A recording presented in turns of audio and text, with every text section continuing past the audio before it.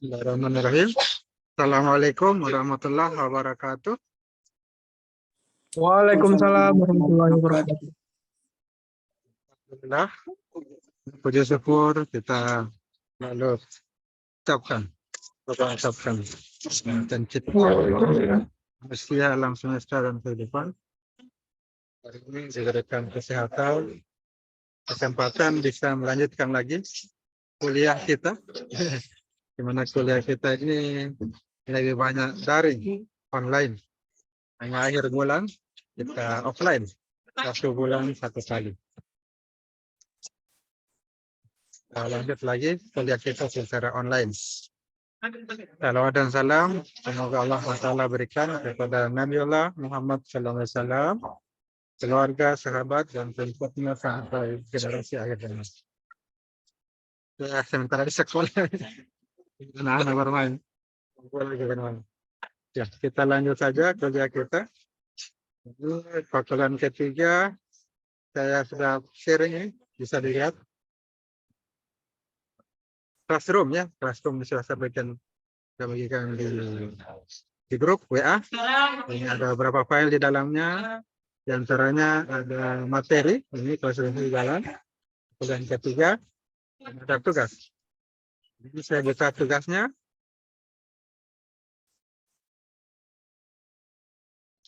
Ini kelihatan tugas 3.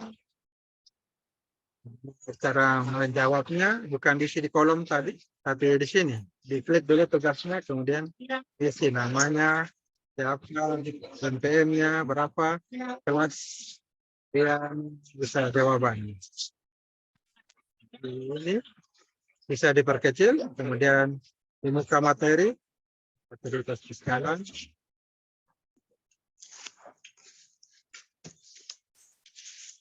Dan ini bisa di copy paste, kemudian diisi. Menjelaskan pengelompokan dalam sesuai dengan peruntukannya. Jadi ambil di materi, sudah ada jawabannya. Jelaskan pengertian sistem jaringan jalan. Menjelaskan sistem jaringan jalan primer dan sekunder. Akan pengelompokan jalan menurut fungsinya. Ada arteri, ada kolektor, ada lokal, dan lingkungan.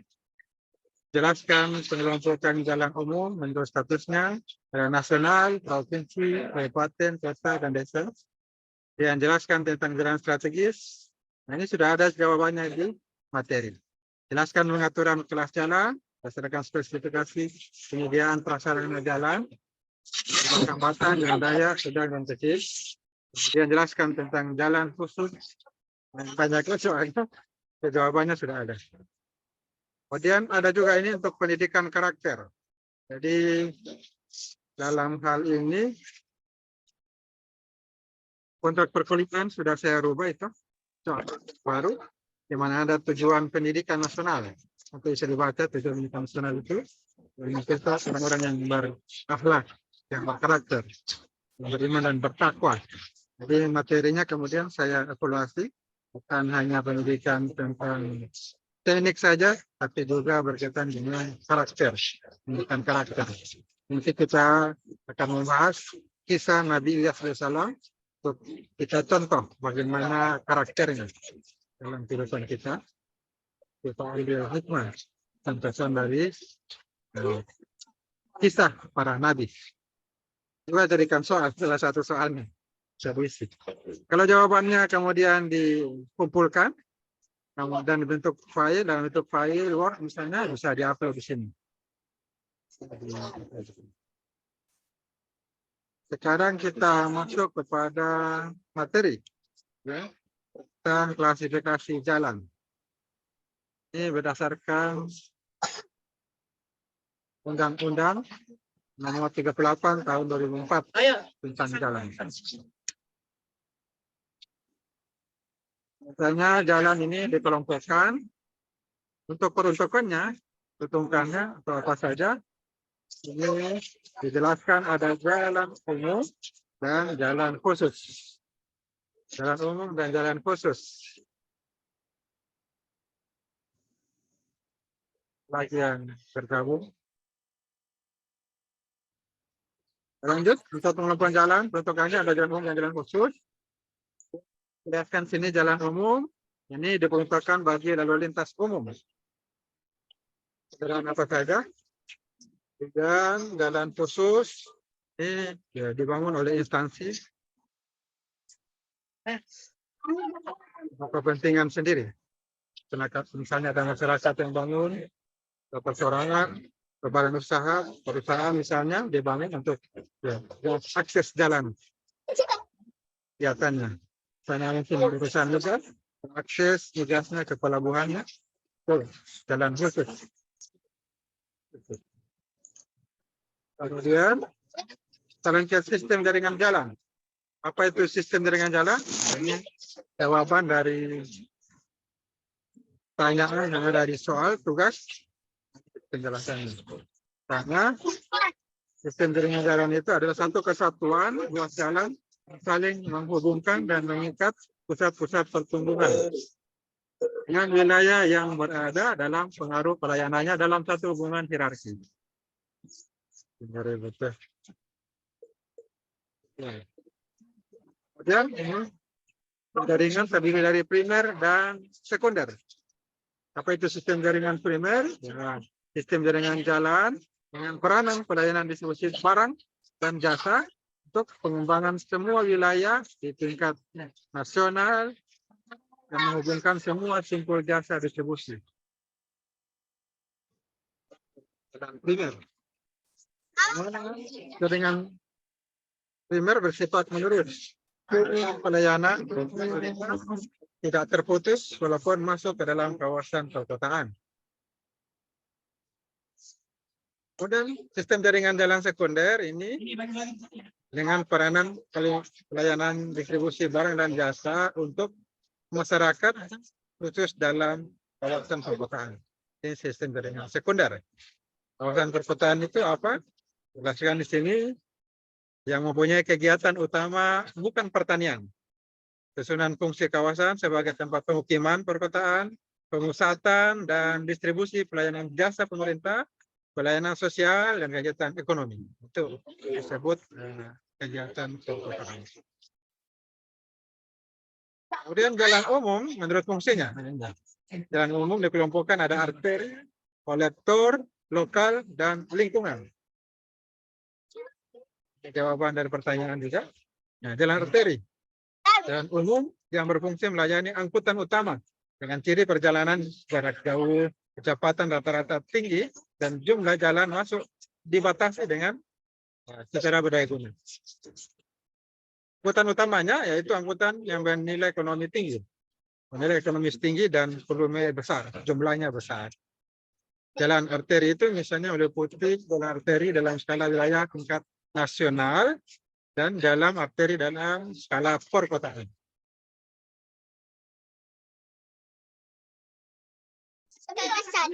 Dia dikasih catur. Ya, kemudian kita lanjut berikutnya. Ini ada lagi masuk. Jadi dulu. Jalan kolektor. Nah, jalan ini jalan umum, berfungsi melayani angkutan, pengumpul atau pembagi dengan ciri perjalanan jarak sedang, kecepatan rata-rata sedang, dan jumlah jalan masuk dibatasi. Ini angkutan pengumpulnya, angkutan antara dia, bersifat mengumpulkan angkutan setempat untuk diteruskan. Lanjut ke angkutan utama dan sebaliknya yang bersifat membagi. Bagi dari angkutan utama untuk diteruskan ke angkutan setempat.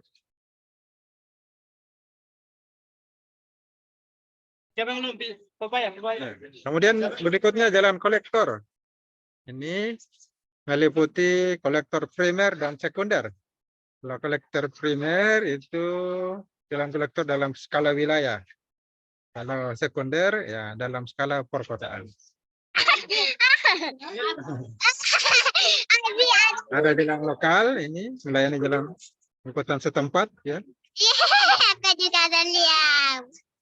Jarak dekat, kecepatan rendah, jalan masuknya tidak terbatas. Angkutan ini penjelasan angkutan setempat yang melayani kebutuhan masyarakat setempat. Ya, jaraknya dekat, kecepatan rendah, frekuensi ulang balik yang tinggi. Jalan lokal di sini dijelaskan itu adalah jalan lokal ada primer dan juga sekunder. Jalan lokal primer dalam skala tingkat lokal, kalau sekunder dalam skala perkotaan.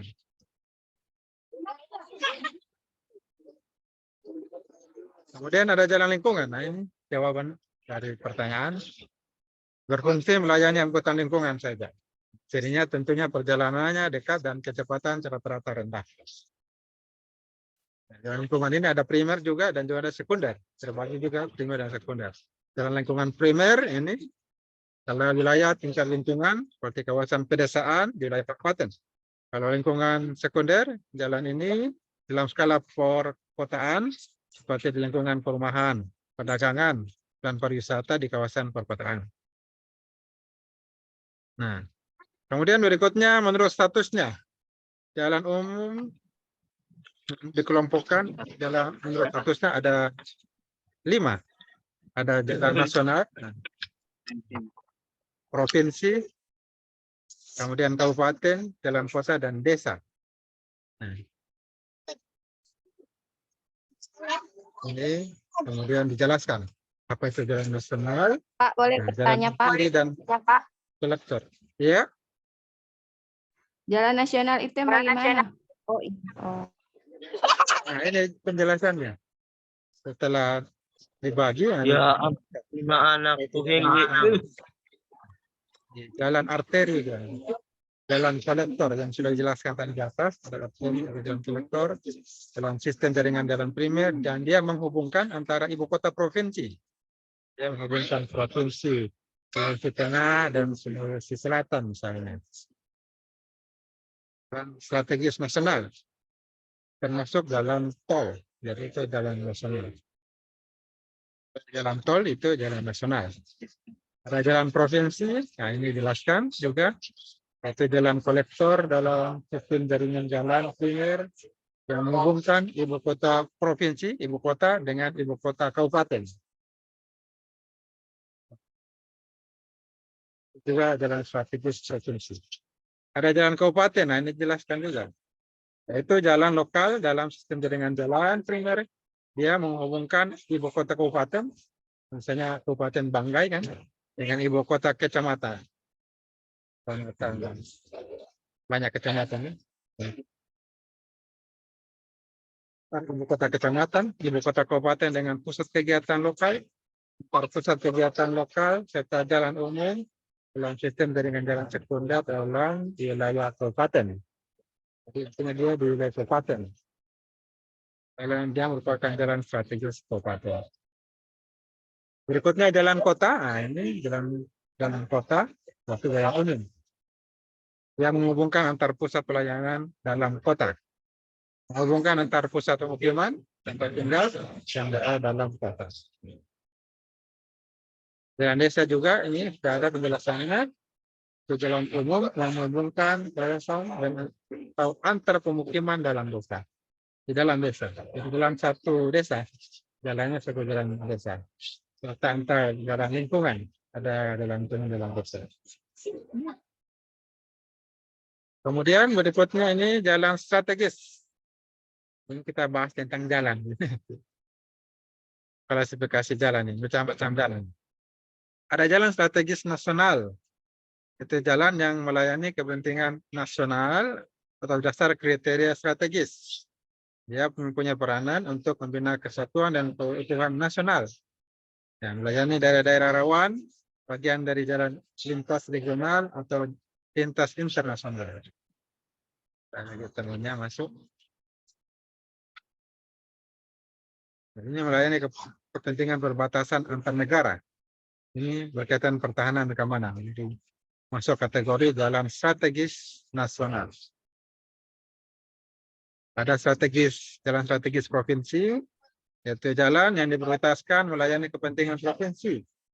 Dia ini berdasarkan pertimbangan untuk membangkitkan pertumbuhan ekonomi, kesejahteraan dan keamanan provinsi tersebut. Kemudian ada jalan kabupaten, jalan strategis kabupaten, yaitu jalan yang diprioritaskan untuk melayani kepentingan kabupaten. Ini berdasarkan pada pertimbangan untuk membangkitkan pertumbuhan ekonomi, juga diatur kesejahteraan dan keamanan dari kabupaten. Kemudian kelas jalan itu ada pembagiannya. Apa tujuannya? Untuk pengaturan penggunaan jalan dan kelancaran lalu lintas. Jadi perlu dibagi kelas jalan. Pengaturan kelas jalan berdasarkan spesifikasi penyediaan prasarana jalan. Ini dibagi menjadi jalan bebas hambatan, ada jalan raya, ada jalan sedang dan kecil. Nah, ini dijelaskan lagi. Apa itu jalan bebas hambatan, freeway. Jadi dia jalan yang terus menerus, dia memberikan pelayanan menerus, tidak terputus tanpa adanya persimpangan sebidang. Tidak ada persimpangan, pertigaan, perempatan. Dia jalan tanpa hambatan, jalan lurus, dilengkapi pagar ruang milik jalan, paling sedikit ada 2 lajur setiap arah, dilengkapi median jalan. Bebas hambatan. Equek jalan raya ini biasa jalan umum lalu lintas sedikit 2 lajur. Ada jalan sedang route yang pengendalian jalan masuk tidak dibatasi, paling sedikit 2 lajur. Ada pengendalian jalan masuk. Sedangkan jalan kecil melayani lalu lintas setempat. Ini standarnya 2 lajur, sedikit paling sedikit dan 2 arah. Lebar paling sedikit 5,5 meter. Yang jalan khusus ini jalan dalam kawasan pelabuhan, jalan kehutanan misalnya, jalan perkebunan khususnya, jalan inspeksi pengairan, jalan di kawasan industri, dan jalan di kawasan pemukiman yang belum diserahkan pada pemerintah. Jenis jalan. Inilah bisa dijawab ya, sudah. Saya jawaban dari persoalan yang diberikan sini. Jelaskan tentang jalan khusus, nah sudah ada. Dan tentang pengaturan garis jalan berdasarkan penyediaan prasarana tadi, pas hambatan, raya, sedang, dan kecil. Nah, itu jawaban yang bisa dibahas di sini, bisa dijawab. Kemudian kita lanjut sedikit tentang materi pendidikan karakter. Nah, di sini ada saya buat materi pendidikan karakter ini. Sebelumnya saya tidak ajarkan tambahan ini karena belum membaca tujuan pendidikan nasional. Setelah membaca tujuan pendidikan nasional juga ternyata ada arah untuk membentuk karakter, watak, kepribadian, akhlak yang baik. Jadi untuk itu saya berikan materi, ya, kisah-kisah para nabi ini untuk kita ambil pelajaran untuk bisa meneladani sifat-sifat yang baik dari para nabi agar kita bisa amalkan juga. Sehingga selesai kuliah tidak menjadi para koruptor seperti kontraktor sekarang, rata-rata koruptor. Pejabat dia sekarang rata-rata koruptor, yang diharapkan bisa ada perbaikan mental, spiritual, sehingga bisa memperbaiki kondisi Indonesia yang rusak. Kita dalam hal ini, kesempatan ini kita coba ambil kisah, hikmah dari kisah Nabi Ilyas alaihissalam. Ini kisah Nabi Ilyas alaihissalam. Nabi Ilyas ini alaihissalam diutus Allah Ta'ala pada penduduk Ba'labak di negeri namanya Damaskus. Nah, mereka ini penduduknya berpaling dari Allah Ta'ala. Mereka menyembah berhala, patung yang tidak bisa bergerak, yang tidak bisa memberikan mereka makan, mereka sembah. Mereka menyembah berhala yang bernama Baal. Berhalanya Baal.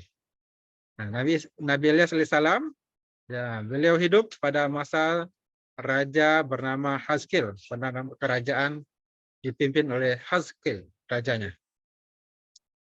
Allah Ta'ala menurunkan siksaan kepada kaum itu dengan musim kemarau, diberikan musim kemarau, ceklik, kering semua, musim kemarau yang panjang, sehingga mereka kehausan, ternak mereka, tanaman mereka mati karena tidak ada makanan, tidak bisa minum. Mereka menemui Nabi Ilyas alaihissalam agar berdoa kepada Allah. Mereka minta Nabi agar berdoa kepada Allah supaya mereka dibebaskan dari kekeringan, dibebaskan dari kelaparan. Kemudian Nabi Ilyas alaihissalam berdoa Ya, doanya ya Allah, Tuhanku, hilangkanlah kelaparan dari mereka dan jadikanlah mereka bersyukur.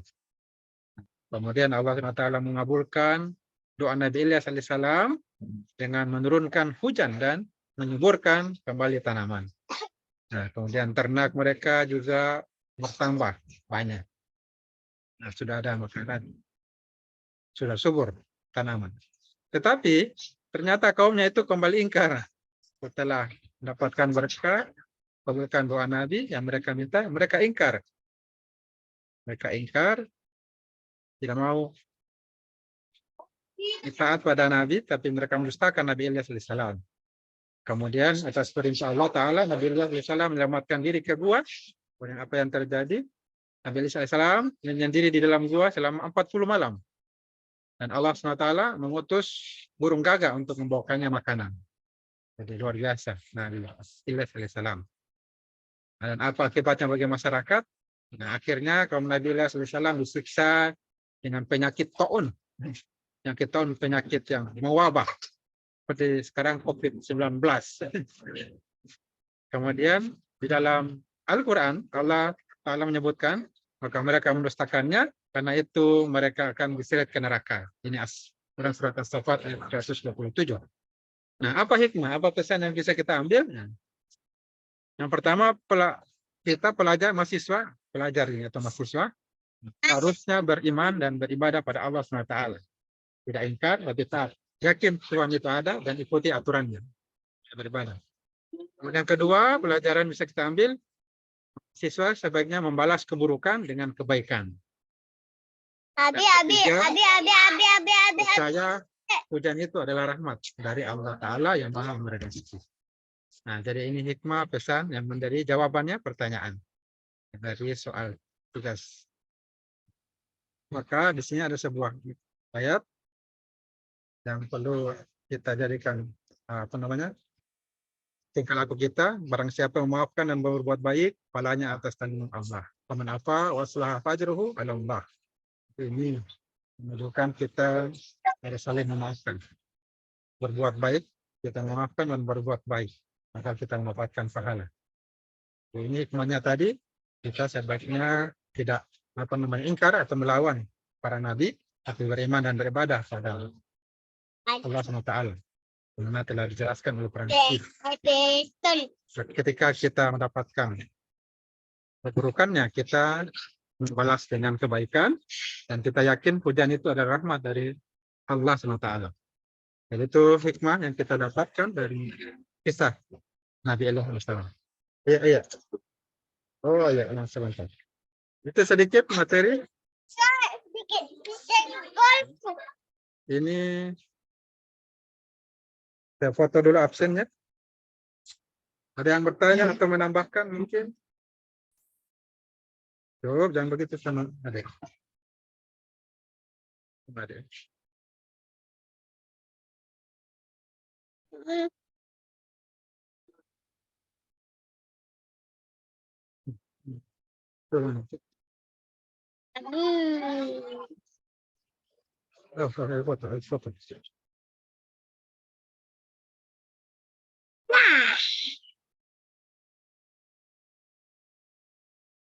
Ya. Itu materi kita saat ini. Ini sudah mau habis waktunya. Ya, kalau tidak ada menanggapi mungkin memberikan tanggapan, masukan. Nah, kita akan cukupkan dulu pertemuan kali ini. Bulan ketiganya. Sebelumnya saya ada perkuliahan kontrak kuliah sebelumnya ini.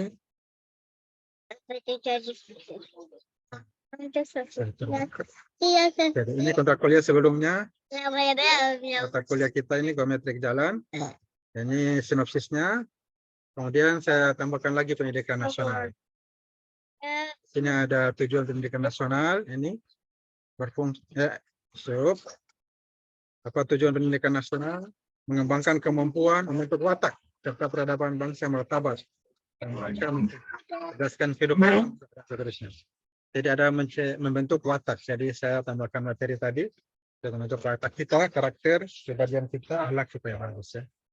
Sedikit materi saya tambahkan pada materi kesempatan ini. Dan juga untuk apa namanya, ada sini tadi pendidikan nasional ini juga dijelaskan ya, menilai berdasarkan nilai agama budaya nasional ini. Yang sini mengembangkan potensi diri, bantu mahasiswa atau pelajar punya kekuatan spiritual, dan urusan keagamaan, pengendalian diri, kecerdasan, akhlak dan seterusnya. Maka di sini juga saya tambahkan materi agar kita bisa memiliki keagamaan yang baik. Kalau dalam Islam itu mampu membaca Al-Quran, yang saya tambah materi mengenal huruf-huruf hijaiyah, mengenal bahasa Arab.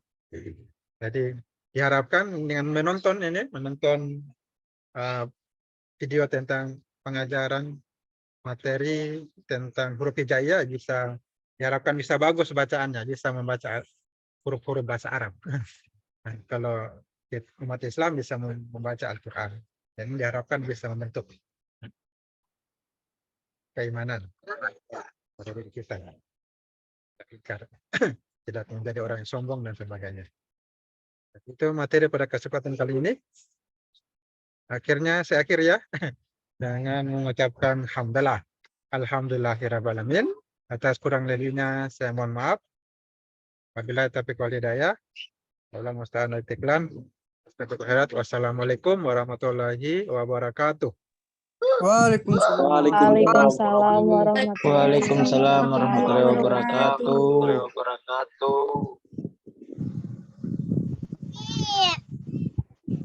Tapi mau dicampur. Jutno nggak di mana Jutno? Hitam.